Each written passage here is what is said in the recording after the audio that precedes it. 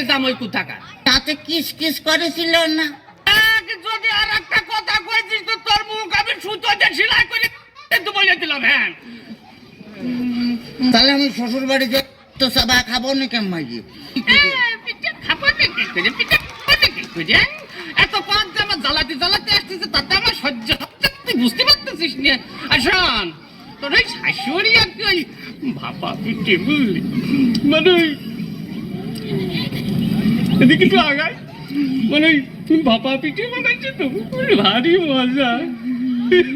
শ্বশুর বাদার কি বিয়ে করেছেন? দেখ তো কথার ঢং। হ্যাঁ,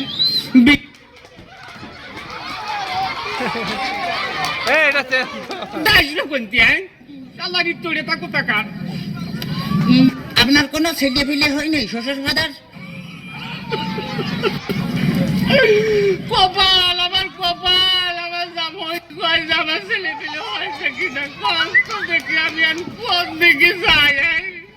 তোর বাড়িয়ে হাত পা গুঁড়ো করে দেবো কিন্তু একেবারে দেখেছিস।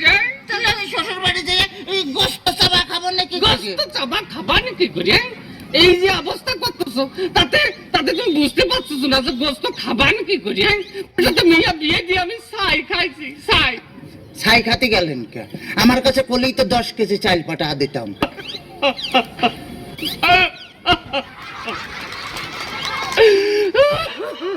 কাঁদতেছেন শ্বশুর বাদার? দেখতেছি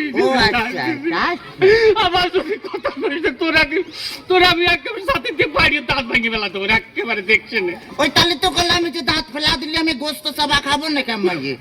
তোর দোহাই লাগে, তোর দোহাই লাগে আর কথা কইস। তোর দুটো হাতে ধরেছি, তোর দুটো পায়ে ধরেছি, আর কথা কইস, আর কথা কইস।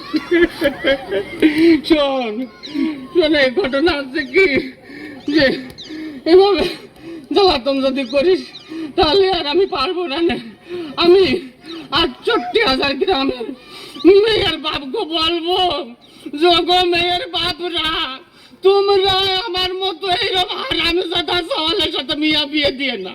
মেয়ে বিয়ে দেওয়ার আগে ভাবিয়ে দেখবা যে সেই মেয়ের জামাই ভাত কাপড় দিতে পারে কিনা, জামার বাড়ি ঘর আছে কিনা, জামাই ঠিক মতো মেয়ের পাশে মানাই কিনা, তারপরেই তোমরা মেয়েকে বিয়ে দিও।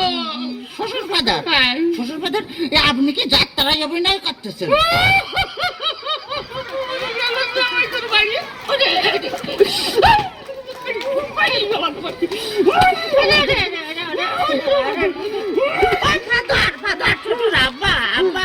শ্বশুর বাদার কালো, খালি আমারই দোষ, খালি আমারই দোষ।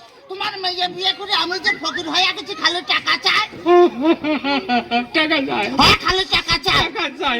আজ ১,০০০, আজ ১,০০০, কাল ১,০০০, পরশুদিন ৫,০০০, তারপরে ১০,০০০, খালি টাকা চাই আর টাকা চাই। তোমার মেয়ে আমার ফকির বানা ফেলেছে।